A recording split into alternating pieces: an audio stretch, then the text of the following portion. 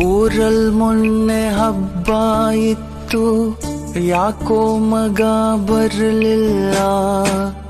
ಬೆಂಗಳೂರು ಕ್ಯಾಮೆ ಸುಮ್ಕೆ ಏನು ಪಾಪ ಅವಂದೇನ್ ತಪ್ಪಿಲ್ಲ.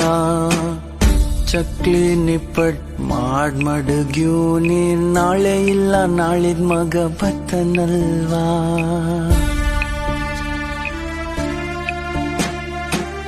ನಂಗೂ ಹೊಸಿ ವಯಸ್ಸಾಯ್ತೇನೋ, ಈಗೀಗಂತೂ ಹಾಳಾದ್ ಕಣ್ಣು ಕಾಣಕ್ಕಿಲ್ಲ.